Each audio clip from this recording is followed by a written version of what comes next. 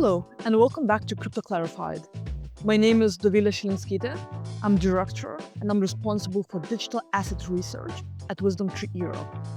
Today I'm joined by Nethermind, and we discuss Ethereum blockchain and the developments that are happening upon it. Hi, hello everybody, great to see you here. So to begin with, you are Nethermind. Would you mind talking listeners through who you are, what you do, and how you fit within the Ethereum ecosystem? Sure. Nethermind is a blockchain research and development company. We started 9 years ago as like small team that was trying to build a Ethereum execution layer client. So basically the piece of software that runs the Ethereum network. And this is still one of our core products. Over time, we grew quite significantly. Now we have almost like 250 people, mostly engineers, and we are covering like blockchain wise, we are covering the whole stack. So we do infrastructure. So we host the nodes, blockchain nodes. We have a joint venture with Brevan Howard that offers staking for institutions called Twin Stake.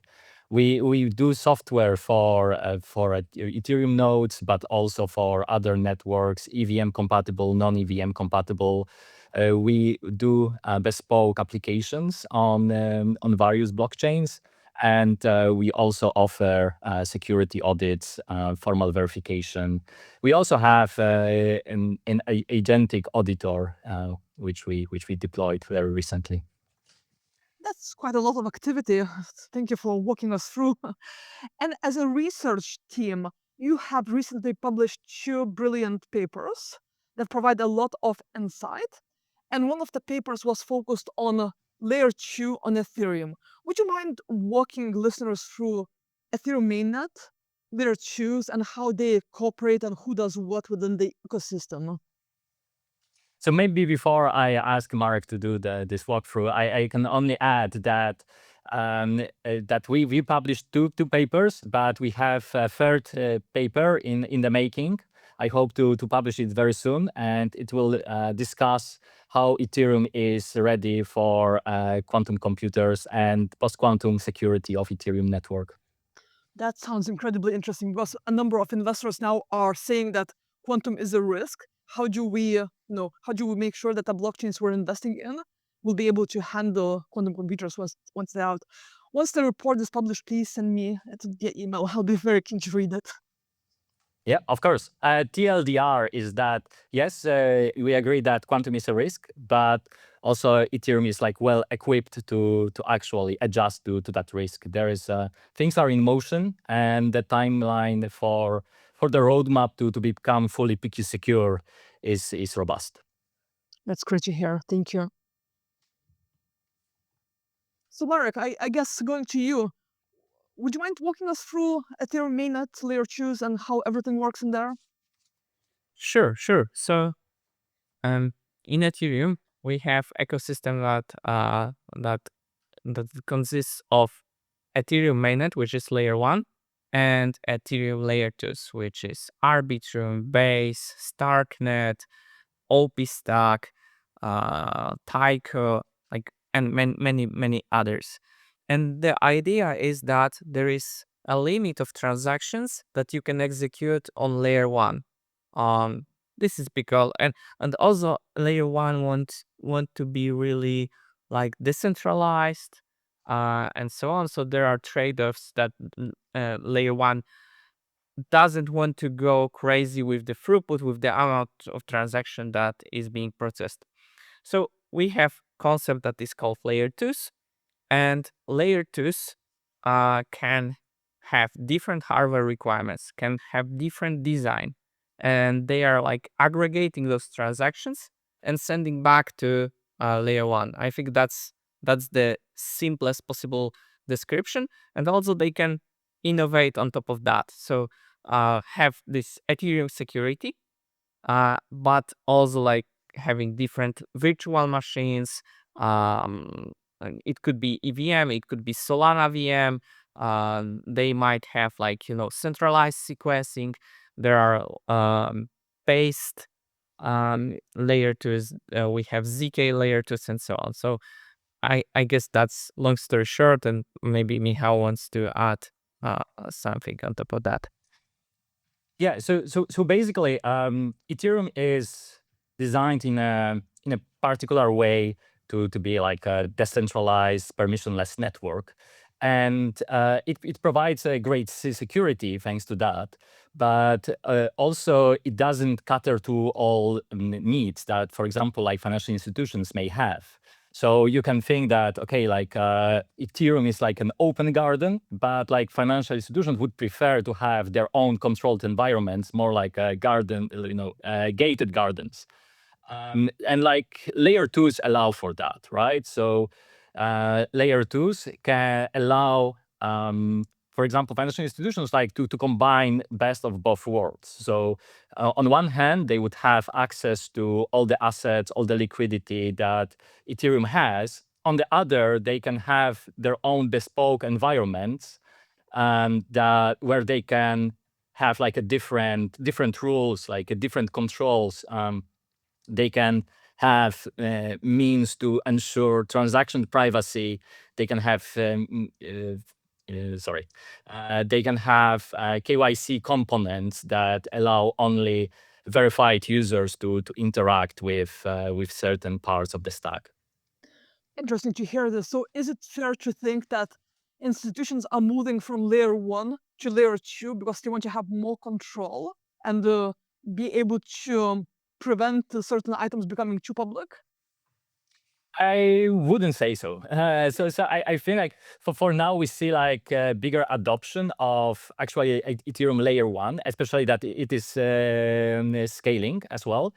But there are also like use cases when institutions are looking at layer 2s. So I would say it it depends whether institution wants to have their own users interacting directly with blockchain or not. So if institution is such that users interact with institutions and then on behalf of the users institution interacts with blockchain, then usually like deployment on layer 1 makes a lot of sense.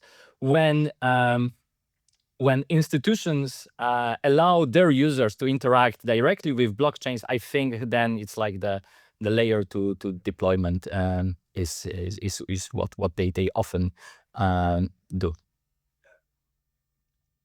Interesting. And I would imagine that institutions, before they fully get engaged on layer 2, they do some pilots. And I guess they run some pilots on public layer 2s and private layer 2s. If this is correct, where do they tend to end up? Do they tend to show preference for public or private layer 2s, and why? Yes, maybe I can take that, Dovile. So one, to add on to what Michal sort of mentioned earlier on, this eternal debate of public versus private has been ensuing from last 14 plus years as we've seen this industry. I myself, when it came from IBM, we built Hyperledger Fabric, which was meant to be a permission network.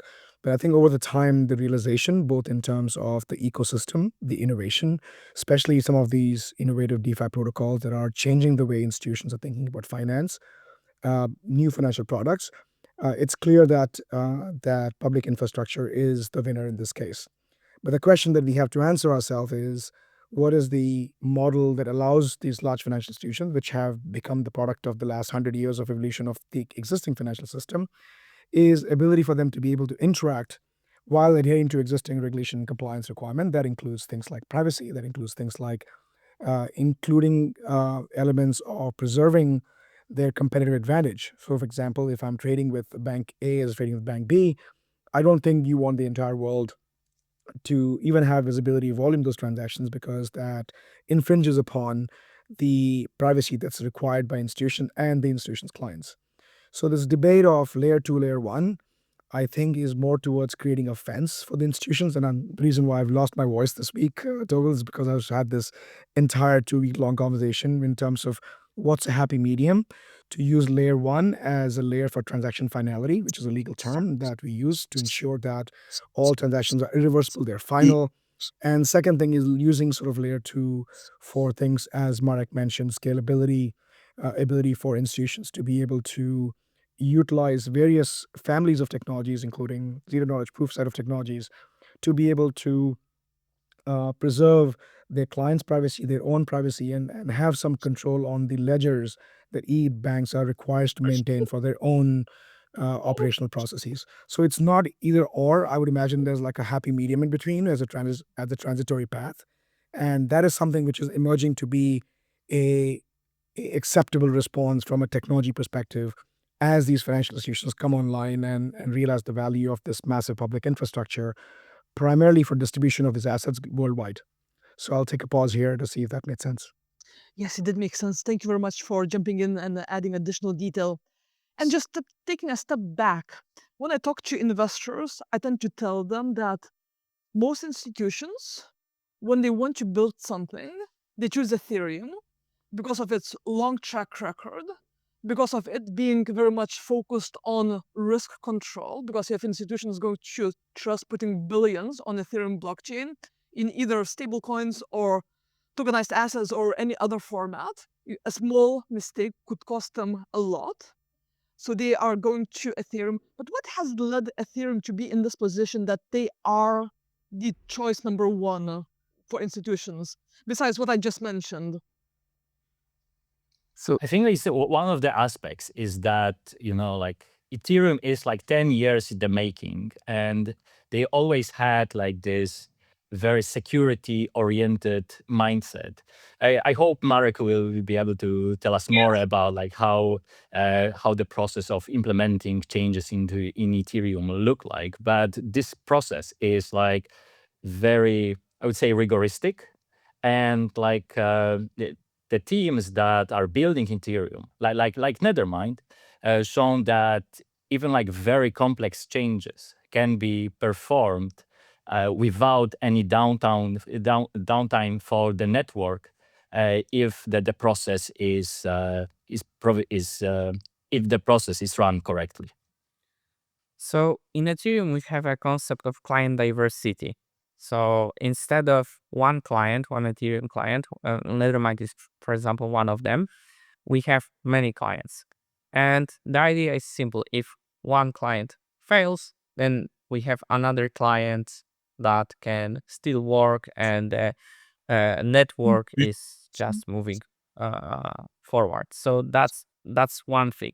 Another thing is that the process of upgrading Ethereum, like this preparation, testing, and so on, is very sophisticated. So it's extremely hard to like have bugs and have bugs in many softwares, right? So because even if we have a bug in, I don't know, 2 out of 5, then Ethereum will still move forward. Of course, there are like caveats here, and depends on the market share of different clients and so on, but this is the high level idea. So it's easier for blockchains to develop just one software and move faster with the features and so on, but Ethereum has this concept of client diversity, and thanks to that, it's way more resilient. Yeah, this is like a very important part of Ethereum resiliency. For example, Nethermind, we have over like 30% of the network is run on Nethermind software.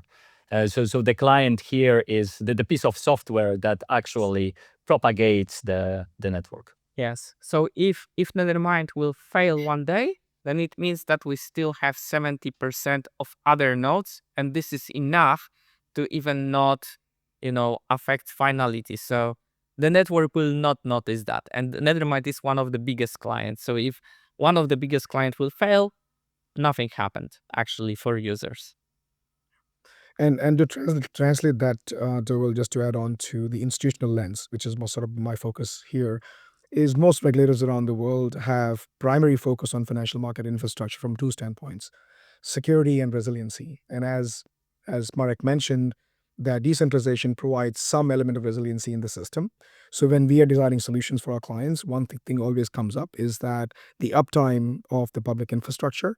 And one selling point that we've sort of won our clients over the years is the fact that we've had a pretty amazing track record of keeping the network up and running. And what we have equated this to changing the engine while the plane is flying analogy is the fact that we're able to upgrade software while the transactions are being processed, which I think in itself is a massive technical feat, because there are hundreds and thousands of engineers every bank employs for their DevOps processes, and while the public infrastructure retains that. So not only the business runtime requirement, but the requirement from the regulators from resiliency and security perspective, I think this aligns quite well in terms of what we are attributing to the network itself. I love that phrase, upgrading the plane while flying it, because I do fly planes. I'm a pilot. I have my own plane, and I can't imagine that happening in real life. That's really incredible. But what you're saying is totally right, because Ethereum does not stop operating while you're going through massive upgrades. So that's true proof of what you have been able to build out and resilience of the network itself. But now switching focus to your second report, which was very much focused on zero knowledge proofs. What problems are they solving? Like, why are people looking for zero knowledge proofs? And what are their different zero knowledge proofs? Because I know that some may be zero knowledge for the amount, the other can be zero knowledge for from where to where, but it would be great to hear you walk us through that. Yeah, so I would say like zero knowledge proofs are quite flexible here, and they can be used like for many purposes. In our report, we discuss only few of like the whole like plethora of use cases, but the one we discuss are, for example, privacy of transactions. So zero knowledge proofs can be used to ensure that on one hand transaction is processed correctly, on the other hand that no party beside like the sender and the recipient know any details about the transaction. So what can be hidden is both like sender recipient, but also the amount. So with this we can also think that furthermore, zero knowledge proofs can be used to ensure compliance of such transactions. So, for example, they can have like baked-in requirements that both parties, both sender and the receiver, are KYC'd. So, for example, they are not on the OFAC list. Thirdly, we can use zero knowledge proofs also like to reveal partially like some transaction if auditor or like other regulator needs to see what happened and disclose the details of the transaction. Another use case we are discussing is related to KYC. So I briefly mentioned that when I talked about private transactions, but zero knowledge proofs allowed us to do a selective disclosure of our credentials. So for example, when you are renting a car and you need to show your document, you really don't need to reveal all the information that are in the document to the person that rents you a car, right? You should be able to show something very minimal that you are eligible to rent a car. So this is like either yes, or you are eligible, or no. It's like binary information. You don't need to reveal all other stuff, where you live, etc. And the zero knowledge proofs can ensure privacy in such situations. And for example, in blockchain applications, this can be used to show, for example, that you hold an American passport, for example, right? Or you hold like a EU passport, or you are of age, or you are accredited investor, what is also used. And third application that we are looking at that we were discussed in the report is related to blockchain, to scaling blockchain. So this is like also like very important feature of that zero knowledge unlocks. So basically, with zero knowledge snarks or starks, these are like proof system families. You can prove any computation in a way that the verification of computation is very, very succinct and very efficient. So, for example, imagine that you have like some computation to be performed. You ask like a very powerful supercomputer deployed by one of these I don't know AI companies to perform the computation for you. And in the end of the day, you get a result. So how can you trust whether the whole computation was performed? Was it truly performed, or just like the company tried to save some money and just like guessed the result, knowing that you don't have the computational power to verify it? And here, like where zero knowledge proofs comes in handy, because you can require a zero knowledge proof from this huge machine, huge powerful machine, to actually prove to you that that the computation and the result are correct, and you would be able to verify this computation with this proof, even on like a smartphone. This all, I would say, sounds too good. So what are the challenges? What are the risks with this zero knowledge proof? That's a very good question. It's a bit of magic, right? And this is also like problematic. I would say more like from regulatory perspective, because it's like the concept is like very, very difficult to grasp. Well, but it works. So, and the thing is that even like 10 years, like zero knowledge proofs are not a new concept. They have like over 40 years. But only until recently, sorry, but only recently we got to a stage where we can deploy them practically. So in the past, we knew like theoretical constructions that were like super inefficient on the prover side, also like on the verifier side. So only now we know how to build zero knowledge proof efficiently. But still, there is a lot of work to be done regarding the tooling to make them very easy to use for developers. And also, I think like there is a need for standardization of zero knowledge proofs. A lot of effort that is needed from technology companies like ours to discuss with regulators what zero knowledge proofs are, why they work, and what they can unlock to also improve the understanding of this technology.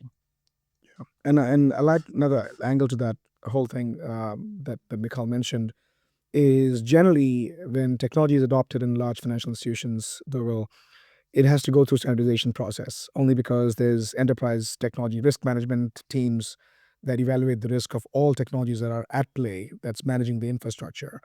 And if something is nascent or not understood, that's considered as risk. So generally, the tendency of large financial institution is to go after the NIST approved technologies because they're approved from National Institute of Science and Technology and equal sort of bodies around the world.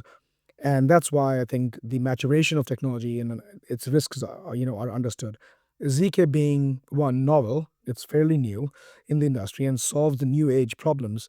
It has to be widely understood, appreciated, and standardized before it can seep into the larger sort of lion's share of the infrastructure that's at play. So one thing for us, the companies like us, is to not only simplify it, but also work with standard bodies to help them understand and isolate the risks that can ensue, so this can be documented and well adopted. So that's something which I think we are constantly working and helping them understand the framework, the tooling, the circuitry that's involved, the use of Z-knowledge for performance and for privacy preservation, which is becoming quite an important problem to be solved, especially with regulated financial institutions coming on to on-chain transactions. Thank you for this. So are the developments being done because institutions are asking for them? Or do you come up with ideas on your own and then you educate institutions for why they should want these developments? Like, which way does it work most of the time? I would say both ways. So Nethermind's roots are in like as a I would say, crypto native company, but we are also like building our presence among institutions. And we started like some projects because they were interesting, but now we see like that this projects that maybe were interesting like from like technology perspective now also have like a great implication for financial markets, for how institutions can adopt blockchains. So Yeah. it goes both ways, right? Like one is understanding of what is important to progress blockchains. On the other, we also have like inputs from institutions that tell us what problems they have with existing blockchain infrastructures. And we are the connecting tissue between blockchains and institutions. And what's interesting, you asked the question, Dovile, is oftentimes blockchain for the longest time was accused to be a solution looking for a problem. And we all have been heads down at it. And in many cases, the evolution of zero knowledge, which has been, as Michal mentioned, has been discussed for 30 plus years. It's come to a point that we had to use some of these proof technologies to be able to solve for succinctness, solve for scalability, and eventually solve for privacy preservation. And I think to me, it was intersecting where the industry went right ahead because the tech was available. We evolved, we developed it to solve some of the core scalability challenges in Ethereum, being the world computer and ability to solve all of world's transactions, for instance. At that point, now we have the demand from institutions asking for performance, asking for privacy preservation. And I feel that this is a perfect intersection. While the industry has been actively working with 8+ years and maturing the tech, and now the demand from the institution is there. So this is a perfect sort of intersection of how technology becomes mainstream, and I expect this to happen next 3 to 4 years. A quite mainstream narrative that will ensue in institutional circles. So would you say that institutions are reaching the implementation period, or are they still experimenting with the blockchain, trying to see what works for them? So I think there's a phase where I don't think there's a question on technology anymore. I think the question is adaptability, and we in the institutional circles we talk about compliant architectures to say how it fits in, how can we get it approved from technology risk management teams, because that's a process before you go production. So I think there's a little bit of on-ramping on that front, but I don't think there's any question on technology itself. It's just about how it fits into the architecture without increasing a technology debt or creating more cost structures in terms of talent and technology areas and the likes, which is a cost imperative. So right now it's all tied to building architecture that are compliant in the financial systems, and that's where the narrative is at the moment. But the technology itself is widely acceptable, I think. For example, like one of the projects we are working on is related to compliant transaction inclusion on Ethereum. So Ethereum is a permissionless network, and basically everybody with 32 ETH can become an Ethereum validator and propose new blocks. Also in Ethereum network, when you are sending a transaction, you are paying so-called gas fee. And this gas fee goes to a block builder, block proposer. And institutions realize that it might be problematic at scale where they don't know who the proposers are, so who they are sending money for transaction to. And we are building a solution that allows financial institutions to send fees for transactions only to verified parties they know, parties they trust, parties they know they are not like on an OFAC list, for example. Honestly, all of this sounds incredibly difficult, but also incredibly impressive that you have been able to develop this type of network for institutions to operate on and build the items that are of importance to them. But now, we sit in 2026. How do you see Ethereum evolving over the next 3 to 5 years? Like, what else is there to be built, developed, worked on? So I think I can answer it. First of all, scalability. Like right now, Ethereum throughput is nowhere where it can be, and I'm talking about both layer one and layer twos. Secondly, It's about like some kind of interop between layer 2s and layer 1. So the thing is that the liquidity is, for example, for layer 1, but you we need to work more on UX of accessing this liquidity from layer 2 perspective. Next thing is security. So there's an initiative called $1 trillion security, and long story short, it's about increasing security for smart contracts in wallets and so on and so on. And I guess, Michal, you will provide more things that we can develop further. So currently the network processes 60 million gas per block per 12 seconds. But we know that top performing execution layer clients can do much better. That's one thing. And maybe Marek will be able to share some results we have later. Another thing, what I mentioned at the beginning, and there's quantum computers probably will be coming in the next 10 years. So we need to make the network robust against against machines that can break currently existing, currently utilized encryption schemes, signature schemes, the whole cryptography that we are using. But this is, to be honest, like this is not problem only of blockchains, but also like of all internet communication. But still, it's in the Ethereum roadmap to make sure that Ethereum is post-quantum secure. And like third thing is related to, say, user experience. So it's shorter block times and quicker finality, what also like improves composability.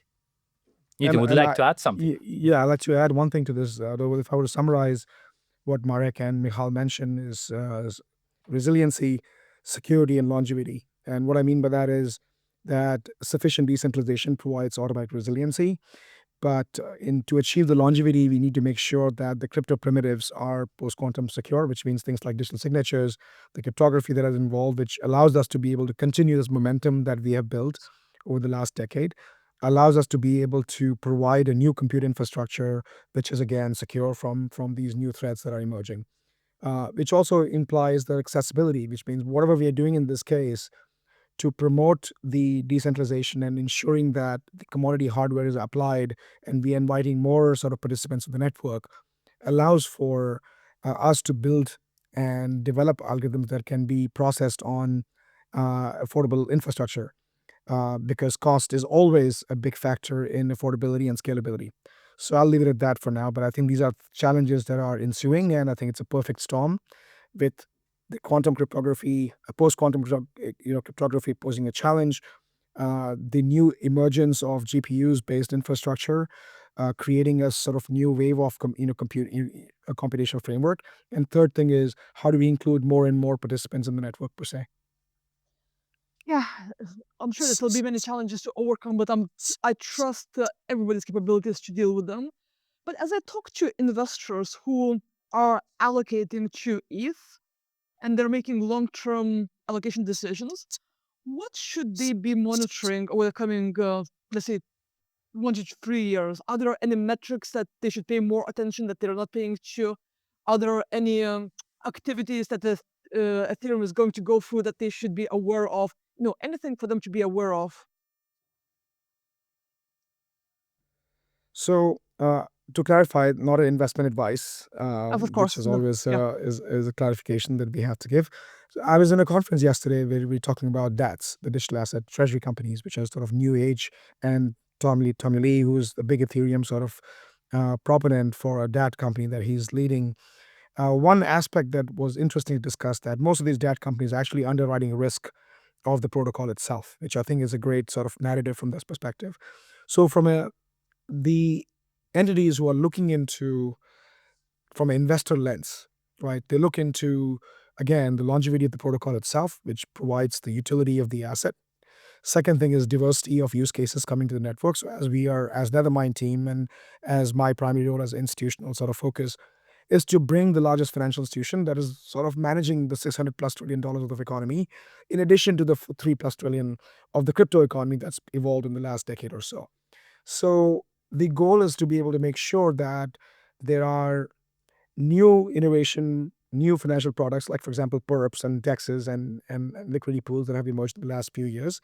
Can we then support these new financial products in form of infrastructure? And some examples are Athena, for example, which provides a basis trade, but I can just buy a token and that amalgamates the basis trade, which requires 2 or 3 different legs of a transaction per se.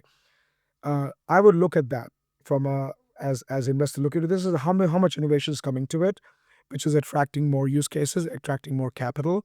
At the end of the day, I've always compared the networks like Ethereum to be nation state status, that you're attracting talent and capital and innovation. And as long as we can attract that, I think the investors can be rest assured that the value of the network, collective value of the network itself is on the rise. But I'll take a pause and love to get Marek and Michal's opinion from Nethermind's crypto perspective. I can only agree with you on it. Say, Excellent. So Ethereum will be alive with developers, with users, with new innovation, and I'll make sure to monitor the activities that are happening on there.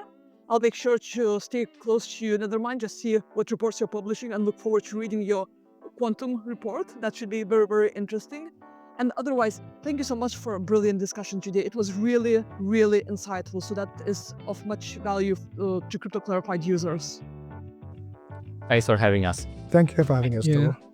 To clarify, the views and opinions expressed in this podcast are those of Wisdom Tree and Nethermind and are subject to change. Anything we present in this podcast is not intended to be relied upon as a forecast, research, nor as investment or tax advice. The information and opinions expressed in this podcast are not a recommendation, offer, or solicitation to buy or sell any securities, and reliance upon them is at the sole discretion of the listener. Please remember, past performance is no indication of future results.